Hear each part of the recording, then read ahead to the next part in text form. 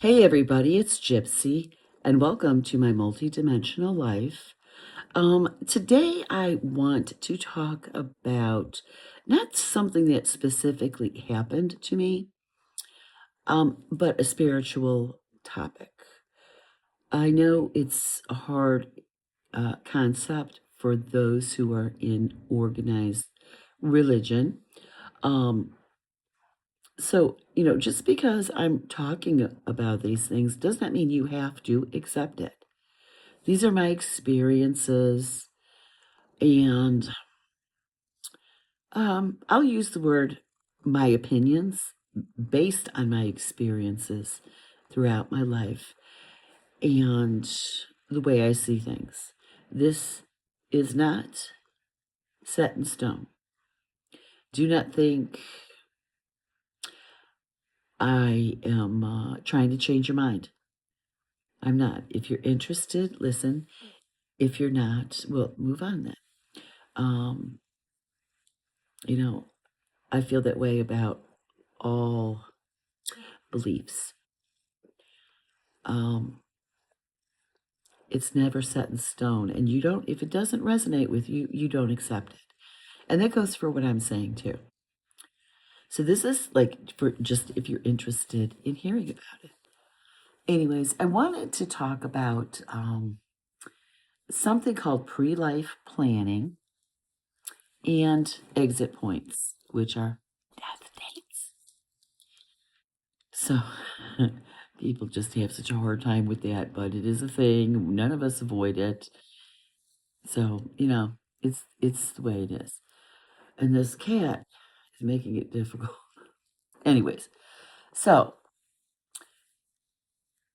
we are eternal beings. We exist before our lives, and we exist through our lives, and we exist after our lives. She's such a mush.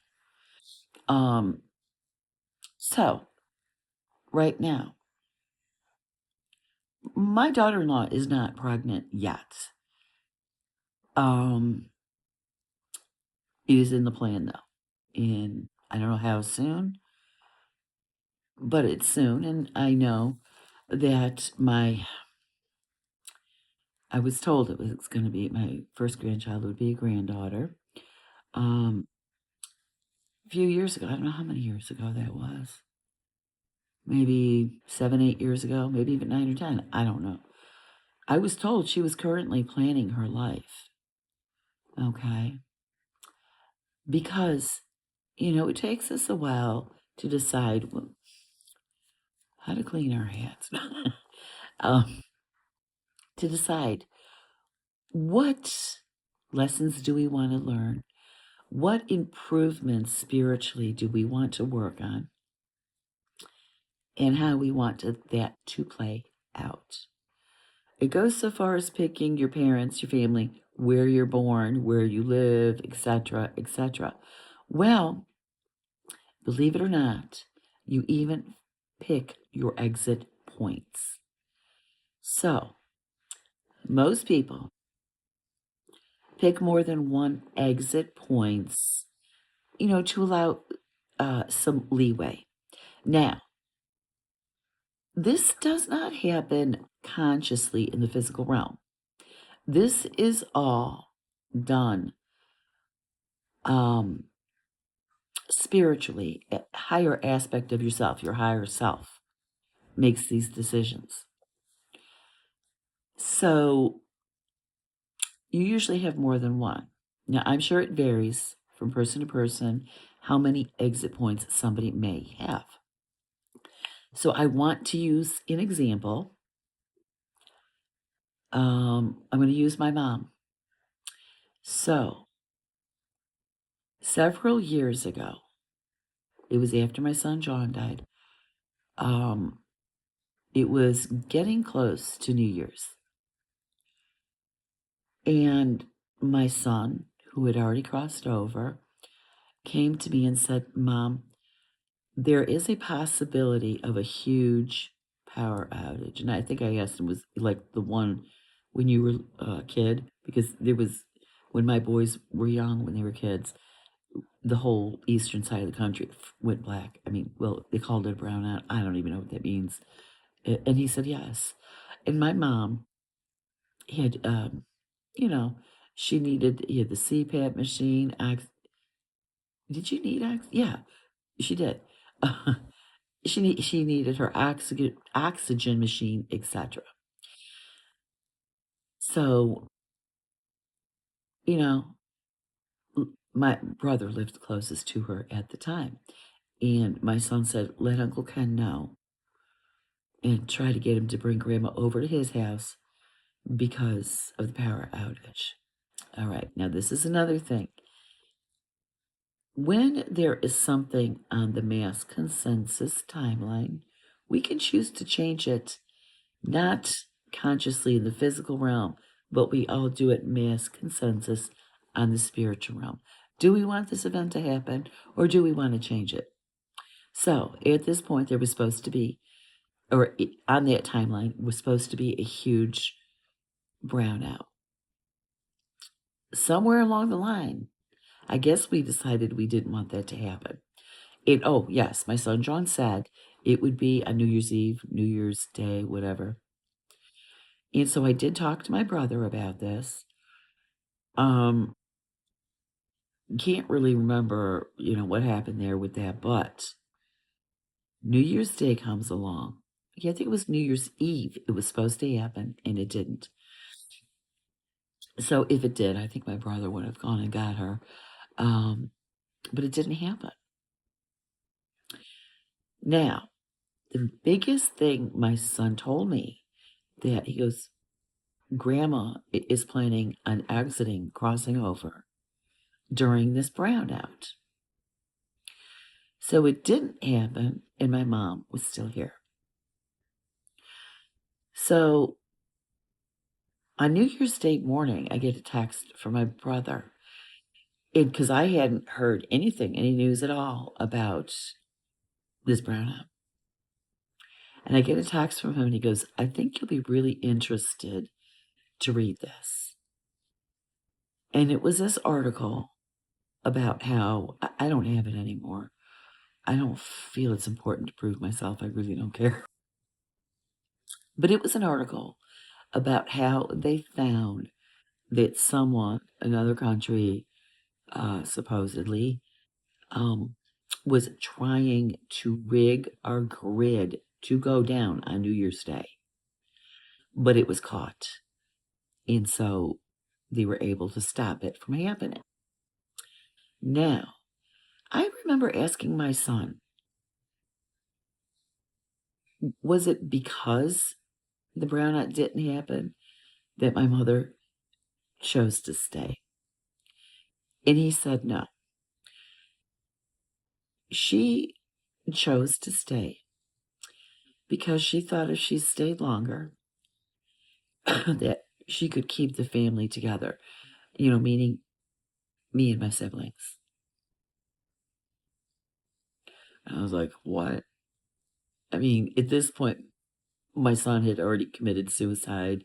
There were all these promises made about not letting anything happen again and to stick together. And by this point, you could see that was all talk. And so I was like, what? It would never have changed anything. And here's the thing, it's hard for me to talk about. My son told me, because at this time, what was my mom? She was in her early 70s. And, she had her health problems, but she still looked good. She looked like herself. She sounded like herself. She was still able to do things. But, those health problems, like she, a couple of times had already slipped into a diabetic coma, and I'd have to call an ambulance or whatever. But my son told me that her next exit point is not for quite some time, and that she will suffer a lot. This just broke my heart. And I kept like, I wanted it. Why, Mom? Why? Not her physical aspect down here, 'cause she couldn't have. We don't realize it's like our spiritual self does things behind our own back. I mean, it's like I get aggravated with myself. Oh, why did I make that decision? But I kept wanting to ask her why. Why would you do that to yourself? She just said for love of her children. But anyways, it never worked. And my mom lived, what was it, 11 years longer? Something like that. She died at 83. And this was December 8th of 2023 was when she had her next exit point. And, she left, reunited with my dad and the rest of the family. So that is an example. And she did suffer a lot. She didn't look like herself, sound like herself. She couldn't do anything for herself anymore. Anyways, that's an example of how, we do plan our lives and we do give ourselves leeway with a death date, like an exit point. So in case, all right, you get something that you feel you need to improve or you might be able to help someone with or whatever, you could say, okay, I think I'm going to stay a bit longer. I'll stay the next time. And that is how we actually have, and I know it doesn't seem like it when we're here. I complain about that all the time because, my family who's in the spirit, oh, yeah, you have control of this, and it doesn't feel like it. Because while I'm in the physical realm, I feel like everything's controlling me. But these events were planned, and I'm not saying every minute and every single event of your lifetime is planned. It's life, things get thrown in. But major events to help you grow spiritually, you had planned, and you do plan them with others who would be involved in that event. And I just find that fascinating. But my mother's story, I think, is a very good example of that. And I have to say, when my mother died, I grieved, but not like a regular grief. Because she was the only one in her generation. She was the only one left. And it had been that way for, well, quite some time. And, of course, my grandparents were gone. She was lonely. My dad died when he was 58. My mother was 57.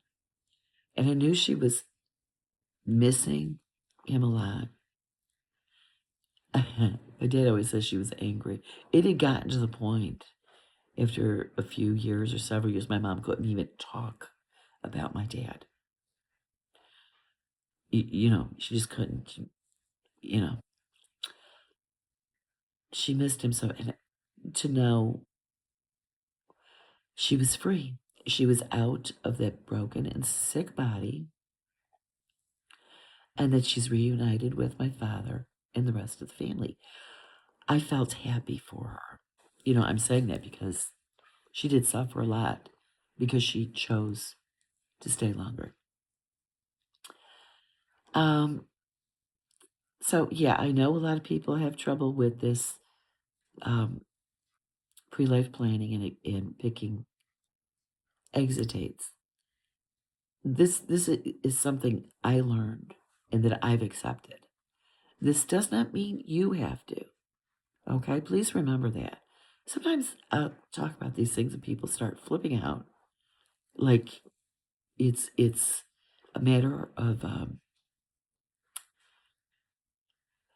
well, I'm going to say life or death, whether they believe it or not. And it isn't. Nothing ever really is, for you to believe in, a matter of life and death. It isn't. So I think I'm going to leave you with that. Blessed be and make it a joyful one.